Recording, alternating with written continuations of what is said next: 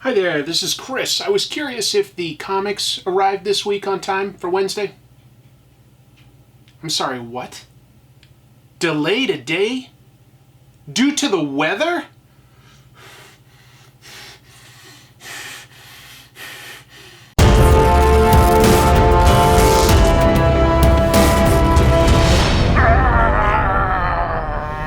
Oh, hi! You got me talking directly to you. Speaking of breaking the fourth wall, let's talk about She-Hulk.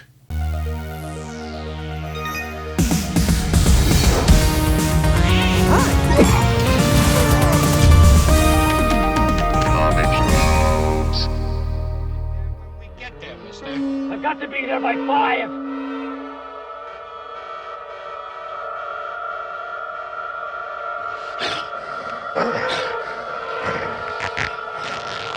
Hey, mister, you're going to be 10 minutes late, so just keep your shirt on.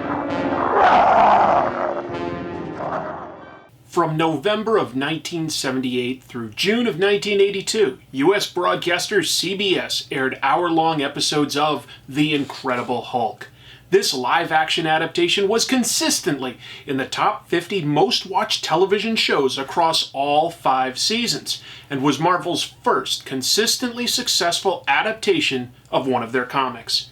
TV Guide wrote about the Hulk being a ratings hit. Marvel's covers for Hulk touted him as their, quote, TV sensation. But all of this success got Marvel's editor-in-chief Stan Lee thinking, we better get a spin-off out there. Hello, welcome to Comic Tropes. I'm your host, Chris. She-Hulk may have started as a derivative character, but she eventually became a well-rounded and much beloved female superhero for Marvel Comics. Today, I want to talk about the reasons why this character was created, and then the unique road she traveled to eventually become something more original, well-rounded, career-focused, humor-based, and among the first female superheroes Marvel had to successfully hold down a solo title. She may not be as popular as characters like Spider-Man or the X-Men, but she also has more success with a solo title than some of their other well-known properties like Hawkman or Ant-Man. So let's start with the reasons why She-Hulk was created in the first place. She-Hulk was not the first female character to derive from a male one. Spider-Woman, for instance, had debuted in Marvel's Spotlight issue 32 from February of 1977, designed to capitalize on Spider-Man's success. Writer and editor Stan Lee spoke to a college crowd in 1978 and is quoted in the Comics Journal number 42 as telling them why Marvel created Spider-Woman, saying, quote, I suddenly realized that some other company may quickly put out a book like that and claim they have the right to use the name, and I thought, we'd better do it real fast to copyright the name. So we just batted one quickly, and that's exactly what happened. I wanted to protect the name, because it's the type of thing where someone else might say, hey, why don't we put out a Spider-Woman? They can't stop us. Similarly, Marvel had to think about that for the Hulk.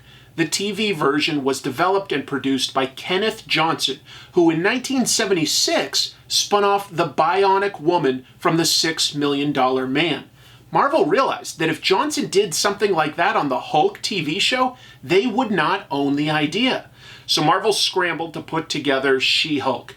Issue 1 of The Savage She-Hulk was released in February of 1980.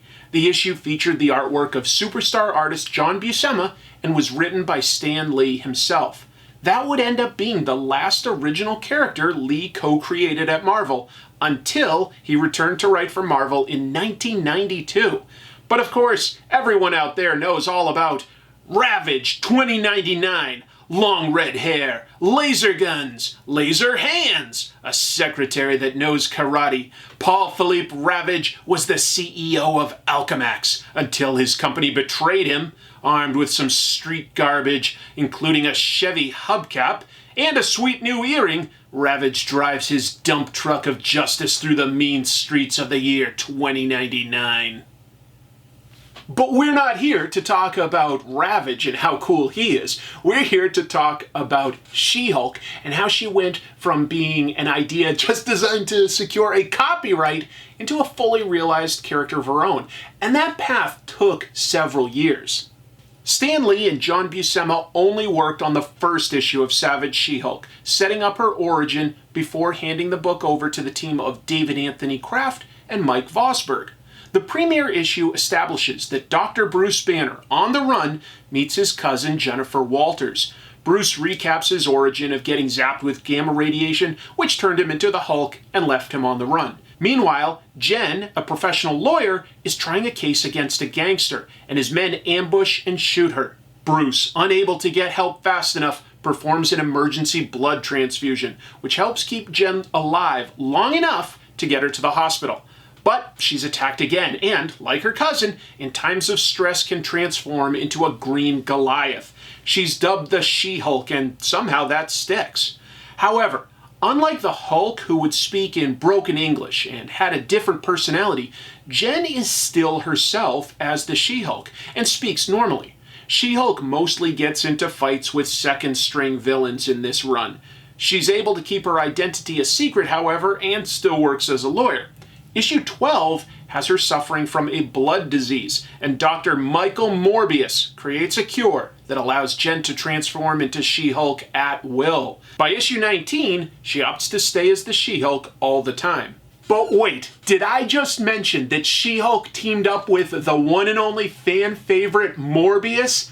Yes. Does this mean that we fans could hope for a live-action adaptation of She-Hulk and Morbius sharing the silver screen together, morbing out to fight for justice?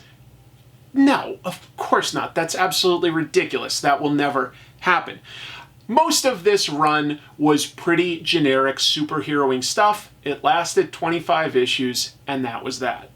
While She-Hulk could have fallen into obscurity after her solo title ended, writer and editor Jim Shooter saw something useful in the character and added her to the Avengers, which he was co-plotting.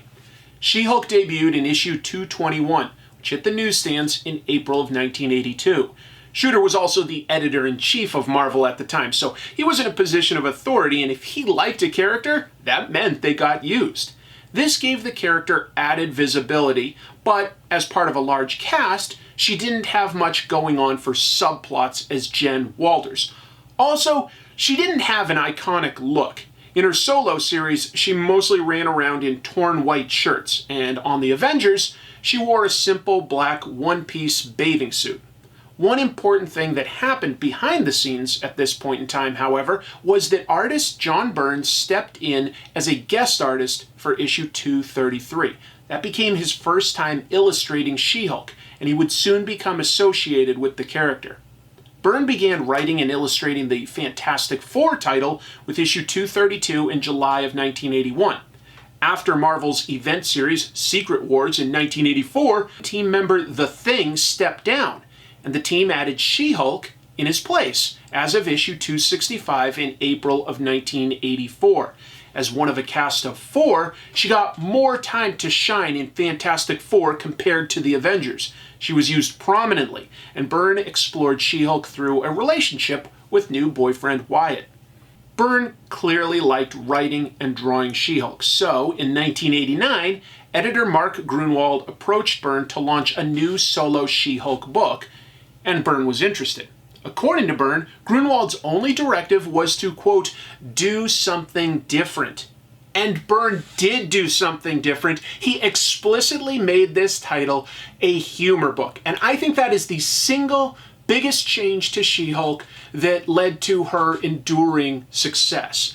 He wrote and illustrated the first 8 issues of her series before stepping away due to editorial disagreements, but the title lasted for 60 issues, which is not nothing. It was certainly the longest running female solo title Marvel had until that point.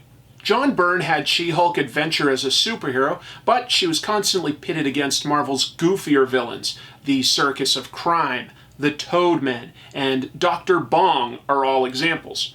Your mileage may vary on how funny you find all of that, but it sold well. And Byrne had She-Hulk break the fourth wall, speaking directly to either the reader or sometimes Byrne himself. This was many years before Deadpool was doing the same stuff, although some Marvel characters had done this before, like Howard the Duck and the Watcher. Byrne left over editorial disagreements after issue 8. According to Byrne, they were revising his stories to fit with a graphic novel series called Ceremony coming out at the same time. He opted to move on, but the humor and fourth wall breaking remained. And ultimately, John Byrne did return to the title for a longer run from issue 31 through 50, with one issue 47 off for a fill-in artist. After that, She-Hulk was mostly used as a guest star, appearing in books like Heroes for Hire and The Avengers. She got her next solo title in 2004. This was going to be written by Dan Slott, who went on to write more issues of She-Hulk than anybody else. So let's talk about this third and final run that I'm going to be talking about, which I think helped define who She-Hulk is. Dan Slott wrote 33 issues of She-Hulk across 2 volumes. This run would not reinvent the character or the tone so much as refine it. Slott, teamed with artist Juan Bobbio, gave us Jen Walters as a full-time lawyer, but one who takes cases involving superhumans. Specifically, a senior partner wants Jen Walters, not She-Hulk. But of course, She-Hulk is often needed as cases with superhumans are investigated. But Jen's job drives the stories, and she's surrounded with a vibrant and dynamic supporting cast. There's Mallory Book, a top-notch superstar lawyer who also, pardon the pun, goes strictly by the book compared to Jen's more laid-back nature. We meet the law firm's office assistant, Andy, a reformed awesome android who was formerly a robotic henchman to supervillain the Mad Thinker.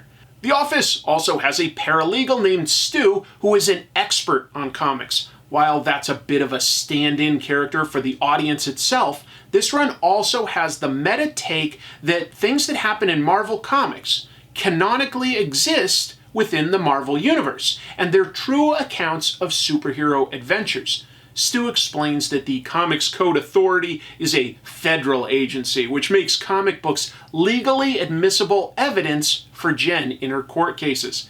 And finally, there's Augustus Pugliese, who goes by Pug. He's an amiable lawyer and all-around nice guy that pines for Jen, flipping the normal romantic comedy story of a girl pining for a leading man on its head. The cases Jen tries involve all sorts of unique corners of the Marvel Universe. Her first case, for instance, involves a man who accidentally got superpowers when he fell into radioactive waste at the villainous Roxxon Corporation. It's ruined his life with his normal friends and family. Jen is able to win the case by asserting he has a secret identity, and his testimony in court appears without the jury able to see his condition, awarding her the victory purely on the merits of the case. The title lasted 12 issues before being canceled due to lower than expected sales, but it got a lot of critical acclaim, and Marvel gave it an 8-month rest before bringing it back in 2005 as a new ongoing, which they called its second season. Slott continued to write this title through issue 21 before Peter David took over. Slott's stories focused on looking at continuity or character discrepancies, but instead of just pointing at them and laughing, it turns them into legal plots for the story. There's something very satisfying about this meta approach in Marvel Comics to She-Hulk. She-Hulk was created to secure a trademark, not because a writer had a story that just had to be told. That was a very meta reason for She-Hulk to exist in the first place, and some of her most satisfying stories involve a meta look at previous Marvel continuity and stories. The Dan Slott written stories about Jen working for a law firm specializing in superhuman cases is clearly the direct inspiration for the Disney Plus live-action show. I'd argue that while John Byrne changed the character of She-Hulk by adding the humor, the Dan Slott stories where She-Hulk works for a law firm specializing in superhuman cases is what took things to the next level. There's a reason TV constantly has cop shows, doctor shows, and lawyer shows. All of those professions deal with high stakes, someone's life or future. It's a good setting to instantly be thrown into some good drama, but be able to switch up the story from episode to episode, or in this case, issue to issue. This also lends itself to humor, with a metatextual angle of comic book history being used as legal precedent, and a wide variety of guest star cameos which are fundamental to the plots instead of being forced. Not to say the run is perfect. Your mileage will vary depending on how much you like Juan Bobillo's stylized art. It's cartoony, but I like his slightly chubby-cheeked take on She-Hulk, and at the same time, I understand this take may not be for everyone. A lot of the stories are about She-Hulk's romantic partners, and that's healthy, but can also dominate the storylines a little too much. She-Hulk has been used as both a lawyer and a street superhero by a lot of different writers and artists.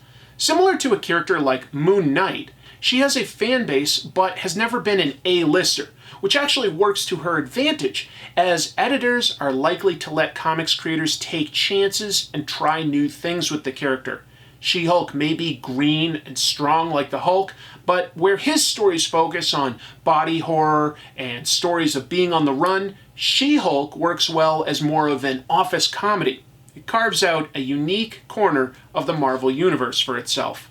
If you haven't read She-Hulk before and you're curious about it, my recommendation for a good starting point would be the 2004 series by Dan Slott and Juan Bobillo. It's been collected into trade paperback. It's pretty easy to pick up and read. It's easy to find. It's fun. It's got everything important about the character.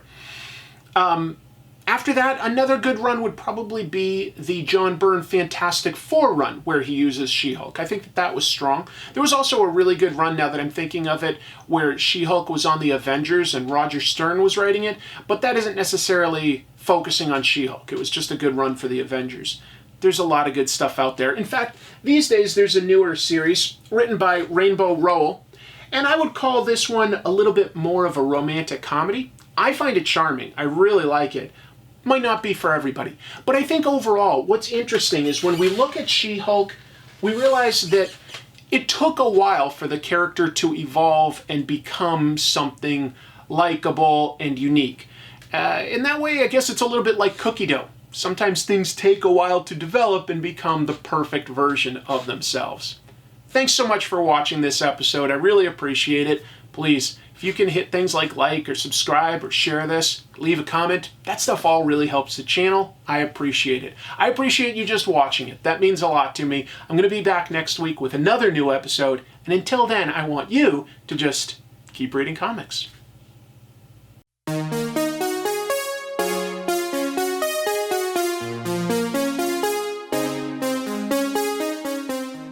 Thanks for watching this video. If you liked it, please consider hitting like and subscribe. If you'd like to support the show, there are merchandise links beneath the YouTube video, and you can always hit join on YouTube or visit Comic Tropes on Patreon to get access to special perks.